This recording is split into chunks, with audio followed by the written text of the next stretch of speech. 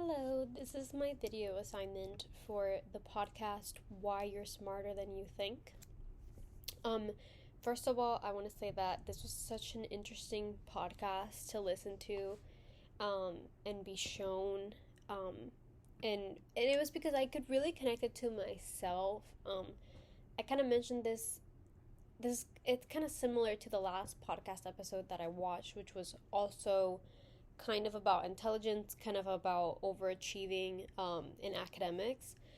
And the reason why I could connect to this one is because it's true that I want to be seen as a smart person. I think the majority of people want to be seen as smart, whether we think we're smart or not.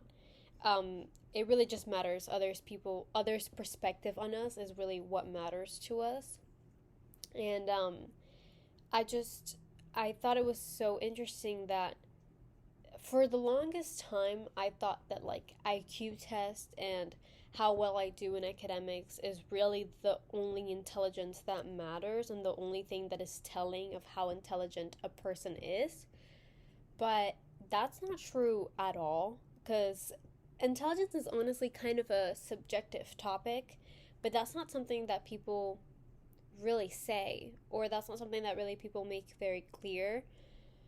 There are so many different types of intelligence that isn't just how the academic system is built in the United States, and there is such thing as like emotional intelligence. There are different careers and different paths for people to take that having different types of intelligence matters more than the results of an IQ test. And it even took me a while to realize something like that. Even though I think I'm a pretty self aware person, like in high school, all that mattered was how academically smart I was instead of how emotionally intelligent I was. And as I've grown from high school and things have happened to me in my life, I realized the importance of emotional intelligence, especially as a psychology major. Obviously, academics are important, but being able to truly connect with people and be empathetic and have a strong, solid base of emotional intelligence is really so important as well. And that's kind of how I want to connect it to the course concepts. I feel like a lot of the time we're right now speaking about adolescent development and adolescent their mind, their operational stage, and I feel like a lot of the time from the school system for kids, they really hone in on IQ test or that gifted intelligence that focuses on the academic system, and they don't really focus on Montessori learning. A lot of schools don't. And Montessori learning really gives kids the ability to be good at the things that they're good at instead of focusing on a strict curriculum that only really focuses on IQ based intelligence. Like I know right now I have an 8-year old nephew and he was IQ tested in his school and um, he got gifted like results, which means that he could choose to take more gifted classes. And I just feel like that's a lot of pressure to put on an 8-year old. And I know that this is something that happens to a lot of kids and teens that they're, in the United States at least, we only focus on the IQ intelligence. We only focus on academic intelligence. How good can they do in school? How can we prepare them for college? Like, that is really the focus of our educational system. We don't really focus on other types of intelligence. We don't even take it into account. Um, but I know we have mentioned before Montessori learning, and I also have heard of Montessori learning in my developmental psychology class. And I just think that it's such a smart approach when it comes to childhood development and adolescent development because it really gives kids the chance that they can feel smart in their own ways since there are so many different types of intelligence.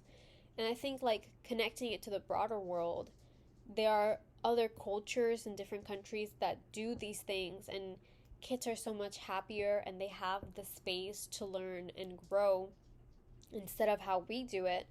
I just know there's a lot of judgments on the American educational system because it is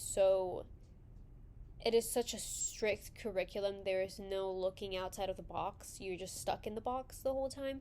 And I mean, I would know. I went to school in the United States since 5th grade, since 4th grade, and it really was all, project and writing and vocabulary and math, and there wasn't a lot of space to be creative outside of that.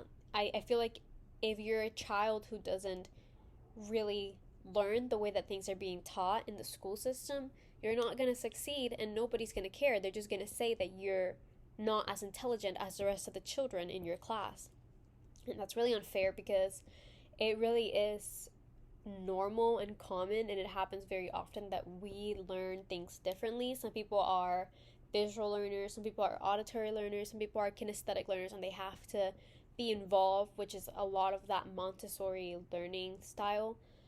But that's not what the US educational system does. They really just focus on auditory learning. They give lectures and then expect you to have everything absorbed in your mind, and that's it.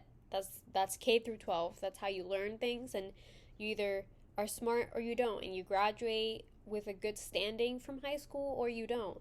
And you go to a good college or you don't. That really is the focus of our society, and while I do see so much importance in education, I really think that it would be so much more